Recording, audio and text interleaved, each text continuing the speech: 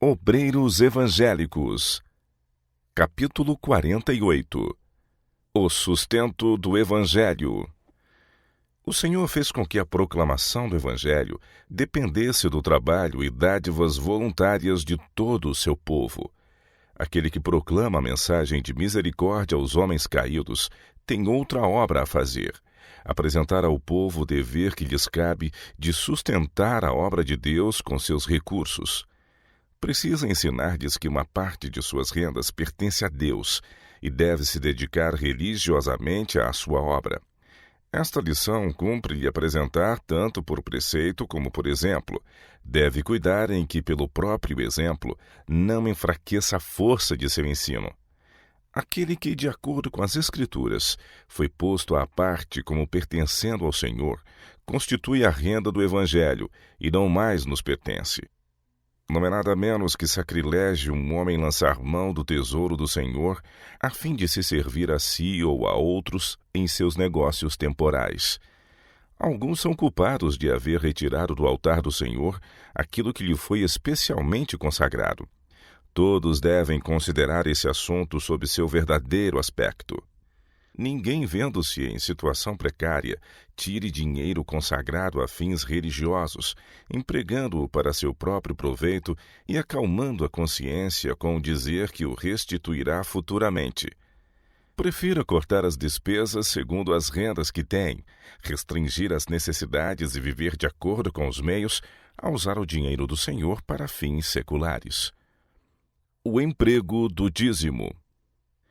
Deus deu orientação especial quanto ao emprego do dízimo. Ele não quer que sua obra seja entravada por falta de meios. Para que não haja uma obra acidental nem engano, ele tornou bem claro o nosso dever sobre esses pontos. A porção que Deus reservou para si não deve ser desviada para nenhum outro desígnio que não aquele por ele especificado. Ninguém se sinta na liberdade de reter o dízimo para empregá-lo segundo o seu próprio juízo. Não devem servir-se dele numa emergência, nem usá-lo segundo lhes pareça justo, mesmo no que possam considerar como obra do Senhor.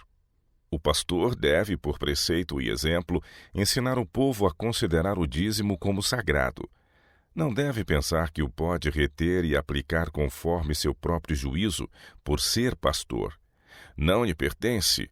Ele, pastor, não tem a liberdade de separar para si o que pense pertencer-lhe.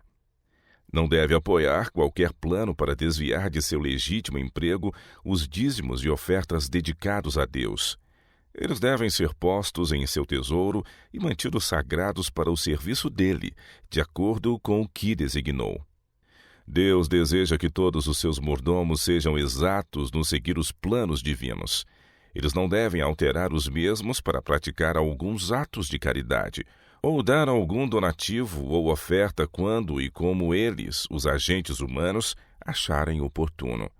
É um lamentável método da parte dos homens procurarem melhorar os planos de Deus inventando expedientes, tirando uma média de seus bons impulsos, contrapondo-os às reivindicações divinas. Deus requer de todos que ponham sua influência do lado de seu próprio plano. Ele o tornou conhecido e todos quantos quiserem cooperar com ele têm de levar avante este plano, em vez de ousar tentar melhorá-lo. O Senhor instruiu a Moisés quanto a Israel.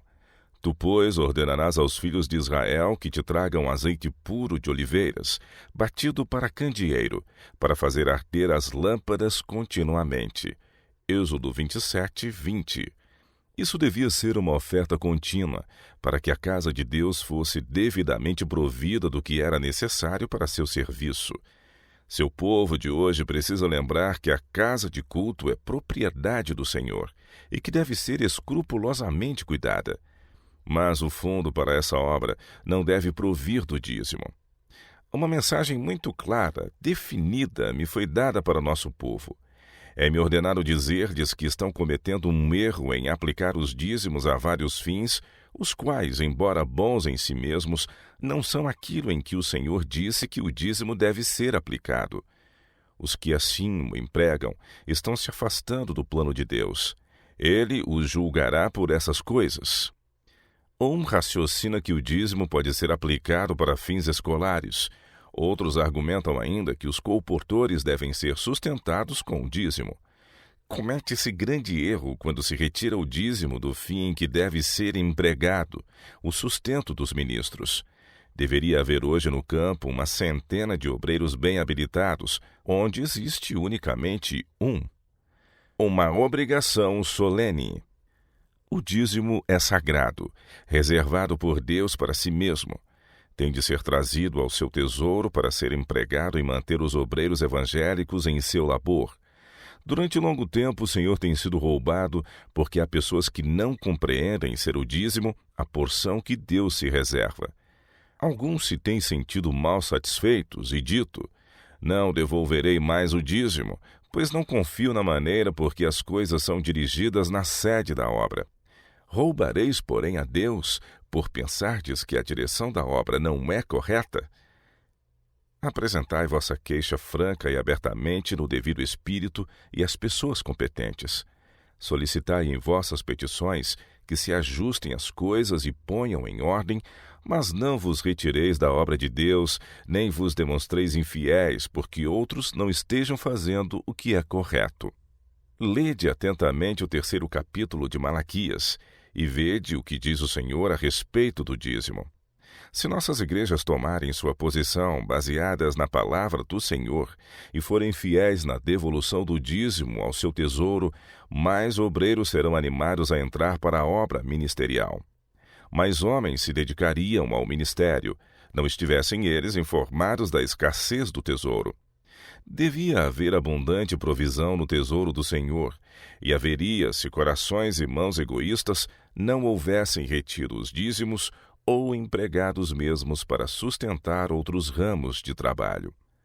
Os reservados recursos de Deus não devem ser usados a esmo. O dízimo pertence ao Senhor, e todos aqueles que tocam nele serão punidos com a perda de seu tesouro celestial, a menos que se arrependam. Que a obra não continue mais a ser impedida, porque o dízimo foi desviado para vários fins, diversos daquele para que o Senhor disse que ele devia ir. Devem estabelecer provisões para esses outros ramos da obra. Eles devem ser mantidos, mas não do dízimo. Deus não mudou. O dízimo tem de ser ainda empregado para a manutenção do ministério.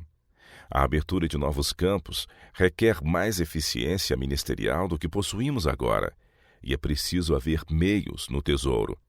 Os que saem como pastores têm uma solene responsabilidade pesando sobre eles, a qual é estranhamente negligenciada. Alguns gostam de pregar, mas não dedicam trabalho pessoal às igrejas. Há grande necessidade de instruções relativamente a obrigações e deveres para com Deus, especialmente no que respeita à devolução honesta do dízimo. Nossos pastores sentir-se-iam grandemente entristecidos se não fossem prontamente pagos por seu trabalho. Mas consideram eles que deve haver alimento no tesouro de Deus, com que se sustentem os obreiros? Se eles deixam de fazer todo o seu dever em educar o povo a ser fiel no devolver a Deus o que lhe pertence, haverá falta de meios no tesouro para levar avante a obra do Senhor. O superintendente do rebanho de Deus deve se desempenhar fielmente de seu dever. Se porque isso lhe é desagradável, ele toma a atitude de deixar que qualquer outro o faça, não é um obreiro fiel. Leia ele as palavras do Senhor em Malaquias, acusando o povo de roubo para com ele ao reterem os dízimos. O poderoso Deus declara: com maldição sois amaldiçoados. Malaquias 3, 9. Quando aquele que ministra por palavra e doutrina vê o povo seguindo um caminho que trará sobre si essa maldição, como pode negligenciar seu dever de dar instruções e advertências? Todo membro de igreja deve ser ensinado a ser fiel em devolver um dízimo honesto.